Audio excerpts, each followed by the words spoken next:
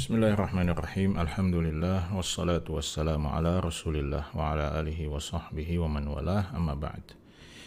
Kita lanjutkan pembahasan Adabu Talibil Ilm melalui kitab yang berjudul Adabu Talibil Ilm yang ditulis oleh Syekh Dr. Muhammad Al-Qasim hafizahullahu ta'ala. Kita masih mengulas tentang pentingnya, urgensinya kita sebagai seorang muslim untuk berkomitmen hadir di majelis-majelis ilmu, di majelis-majelis para ulama. Kita memasuki pesan yang kelima yang beliau sebutkan dalam kaitannya dengan ini. Beliau mengatakan fi mujalasatihim fawaidu adidah. Duduk di majelis para ulama, para ahli ilmu itu memiliki sejumlah manfaat yang beragam.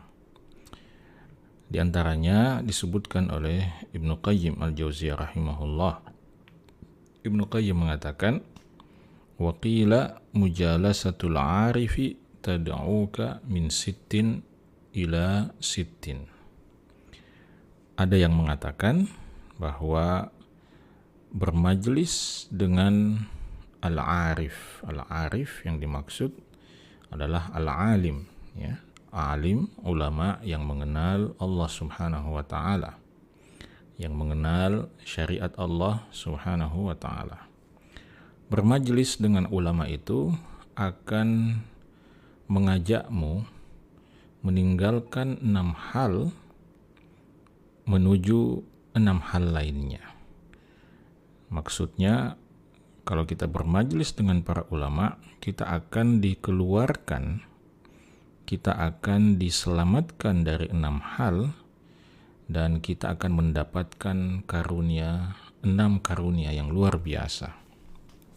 Nah, apa saja ke-6 hal itu? Yang pertama, minasyakki ilal yakin.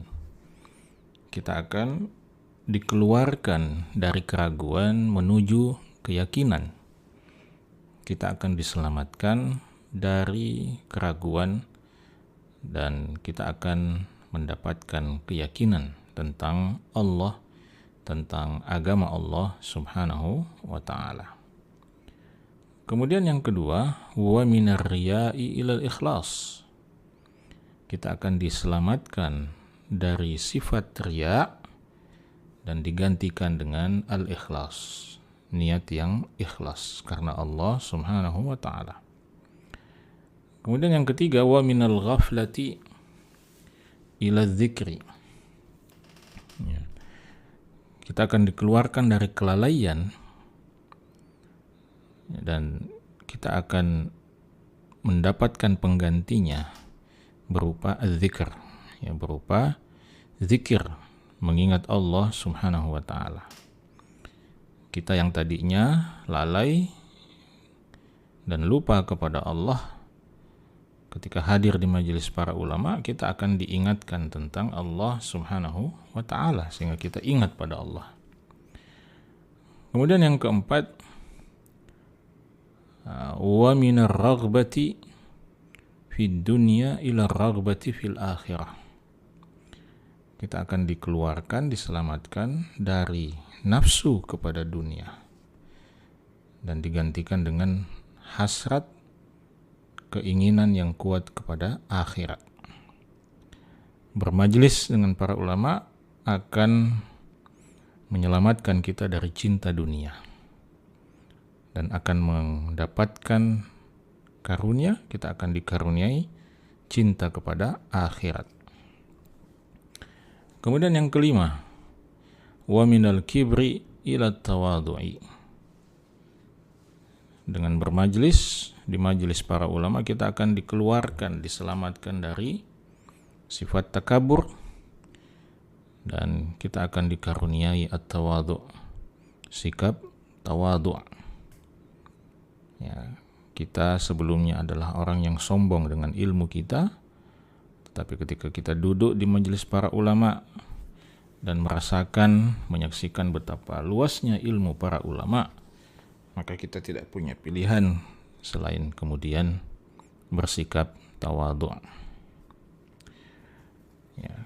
Kemudian yang terakhir, yang keenam, wa min su'it tawiyati ilan nasihah. Dengan bermajlis di majelis para ulama, kita akan dikeluarkan dari niat yang buruk, dari niat yang busuk, ilan nasihah, dan kita akan digantikan dengan an-nasihah. An-nasihah itu adalah niat yang tulus untuk kebaikan orang lain. Jadi pada mulanya kita adalah manusia yang selalu memiliki tendensi yang buruk kepada orang lain, selalu punya niat buruk kepada orang lain. Tetapi dengan bermajelis ilmu, maka niat yang buruk itu diganti dengan niat yang baik. Niat yang baik maksudnya kita selalu mengharapkan kebaikan untuk orang lain. Itulah an-nasihah. Jadi substansi dari kata an-nasihah itu adalah ketika kita selalu menginginkan kebaikan untuk orang lain. Itulah yang namanya an-nasihah di dalam Islam.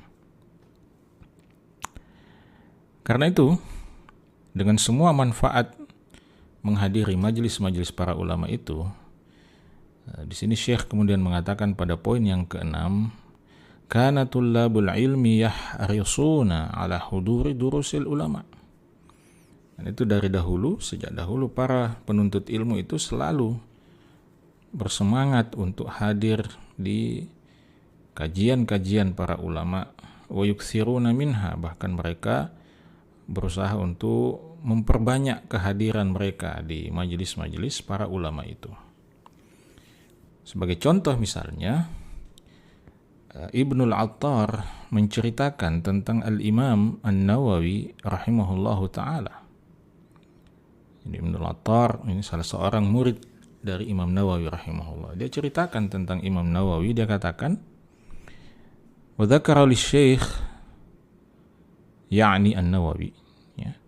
Wa Syekh An-Nawawi pernah menceritakan kepada saya, qaddasallahu ruhah, semoga Allah mensucikan rohnya. Jadi Imam Nawawi rahimahullah pernah menceritakan, kuntu aqra'u kulla yawmin 12 darsan 'ala al-masyayikh.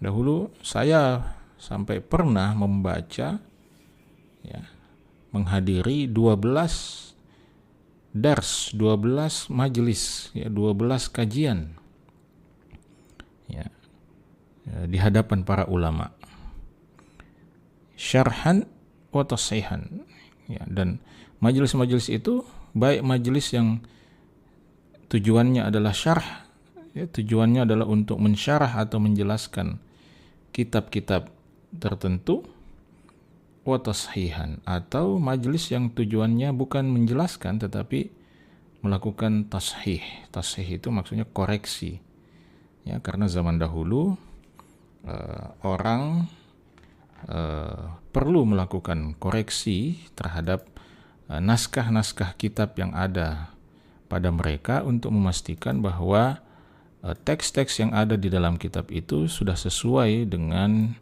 yang dituliskan oleh penulis aslinya, ya, karena mereka tidak punya percetakan sehingga mereka menulis sendiri dengan tangan mereka catatan-catatan itu atau kitab-kitab itu. Maka perlu ada sebuah majelis yang tujuannya sekedar untuk melakukan tashih, ya, melakukan verifikasi terhadap naskah tersebut, ya, apalagi kalau itu misalnya naskah hadis, ya. Nah, ya, jadi Imam Nawawi rahimahullah dalam sehari itu bisa menghadiri 12 majelis ilmu, ya, untuk baik untuk mendengarkan syarah penjelasan dari para ulama atau mendengarkan tashih, ya, koreksi mereka terhadap kitab-kitab tertentu. Nah, secara terperinci Imam Nawawi mengatakan seperti ini, darsaini fil wasit, 2 kajian terkait kitab Al-Wasit. Ya, kitab Al-Wasit adalah kitab fikih Syafi'i yang ditulis oleh Imam Al-Ghazali rahimahullah. Wa darsan fil muhadzab. Kemudian 1 kajian untuk kitab Al-Muhadzab. Ini juga salah satu kitab dalam fikih Syafi'i yang ditulis oleh Abu Ishaq Asy-Syirazi rahimahullah. Kemudian yang keempat, darsan fil jam'i bainas sahihain. Ya, kajian atau majlis ya membaca al-jam' bainas sahihain, kitab al-jam' bainas sahihain. Wa darsan fi sahih Muslim. Kemudian satu kajian, satu majlis mempelajari sahih Muslim. Wa darsan fil luma' libni Jinni fin nahwu. Ya, dan satu majlis lagi membahas kitab al-luma' yang ditulis oleh Ibnu Jinni dalam ilmu nahwu. Wa darsan fi islahil mantiq libni Sikit ya, fil lughah. Ya, dan satu kajian membahas kitab Islah al-Mantiq yang ditulis oleh Ibnu Sikit. Wa darsan fi tasrif. Kemudian satu kajian lagi dalam ilmu sharaf. Wa darsan fi usulul fiqh. Satu majelis lagi mempelajari usul fikih. Ya, taratan fil luma', kadang-kadang dalam majelis usul fikih itu membahas kitab al-luma' yang ditulis oleh Abi Ishaq Asy-Syirazi. Wa taratan fil muntakhab, ya kadang-kadang juga mengkaji kitab al-muntakhab yang ditulis oleh Fakhruddin Ar-Razi. Wa darsan fi asma'ir rijal, dan satu majelis lagi mempelajari asma'ur rijal, ya nama-nama para perawi hadis.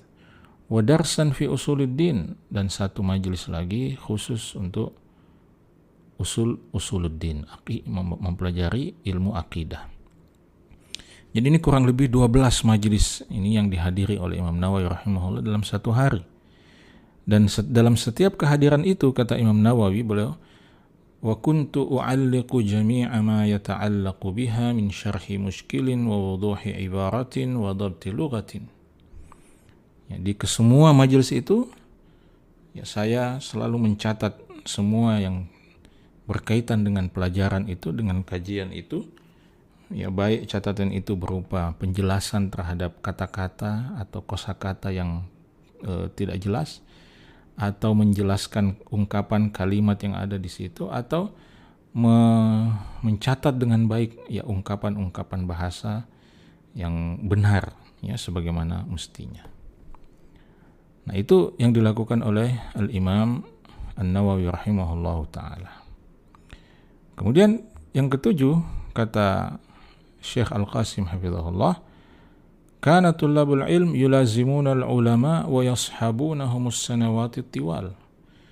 Jadi salah satu tradisi para penuntut ilmu di zaman dahulu itu bahwa mereka bermulazamah dengan para ulama. Mereka intensif hadir membersamai para ulama itu dan membersamai mereka selama bertahun-tahun lamanya.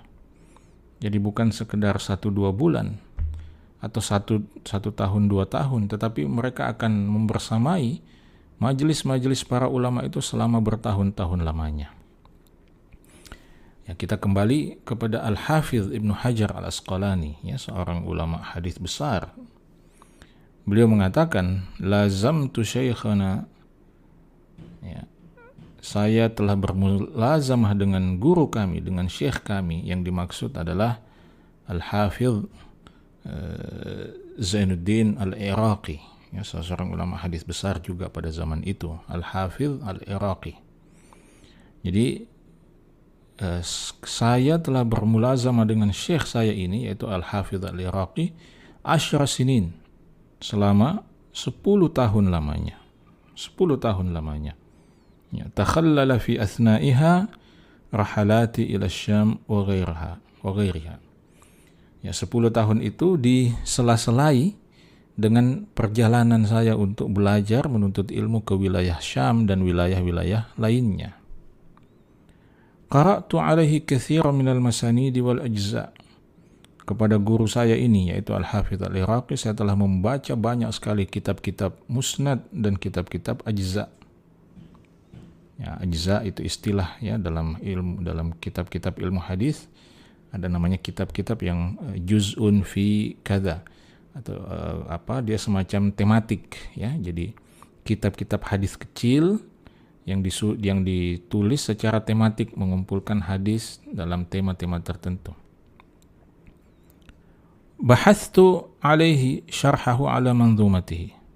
Ya, saya telah membahas atau mengkaji juga kepada syekh itu syarah terhadap manzumahnya, maksudnya manzumah Alfiyah Al-Iraqi. Jadi Al-Hafidh Al-Iraqi itu menulis satu kitab yang berjudul Al-Manzumah Alfiyah Al-Iraqi, yang dikenal sebagai Alfiyah Iraqi, Alfiyah dalam ilmu hadis, dan juga kitab-kitab lainnya. Jadi kita bayangkan bagaimana Al-Hafidh Ibnu Hajar Al-Asqalani rahimahullah. Selanjutnya ikhwan dan akhwat yang dimuliakan oleh Allah Subhanahu wa taala, pada poin yang ke-8 Syekh Muhammad Al-Qasim hafizahullah mengatakan, kana as-salafu yas'auna lil intifa'i minal ulama'i bikulli sabil. Dahulu para ulama salaf rahimahumullah itu berusaha untuk mengambil manfaat dari para ulama dengan menempuh berbagai macam cara. Menempuh cara apapun untuk bisa mendapatkan manfaat dari para ulama. Kenapa? Karena mereka menyadari betul betapa besar, betapa banyak, betapa berlimpahnya manfaat dunia akhirat yang didapatkan oleh seseorang yang mulazimi atau bermulazamah dengan para ulama. Wa yasbiruna ala dhalik, dan mereka bersabar menjalani itu semua. Mereka bersabar menghadapi, menerima semua konsekuensi dari bermulazamah, dekat dengan para ulama. Salah satunya kisah yang diceritakan oleh Al-Imam Az-Zahabi rahimahullah. Dia mengatakan, qara'tu ala Mahmud ibn Muhammad ibn Mahmud ibn Abdul Mun'im ibn Al-Maratibi As-Salihi Al-Kharaiti Al-Asam. Ya, namanya cukup panjang. Dia katakan, saya pernah membaca. Ya, membaca maksudnya belajar kepada seorang syekh, seorang alim yang bernama Mahmud bin Muhammad bin Mahmud bin Abdul Mun'im bin Al-Maratibi As-Salihi Al-Kharaiti Al-Asam. Ya, Al-Asam itu maknanya tuli atau nyaris tuli. Jadi Al-Imam Az-Zahabi rahimahullah pernah belajar kepada seorang alim yang pendengarannya kurang baik, sehingga dia harus membaca. Ketika dia membaca hadis misalnya, maka dia katakan, saya harus membacanya bi aqwa sauti fi udhunihi thalathata ahadits. Jadi saya pernah membaca 3 hadis kepada syekh ini, dan saya terpaksa mengeraskan suara saya dengan sekeras-kerasnya agar kemudian syekh ini bisa mendengarkan apa yang dia baca.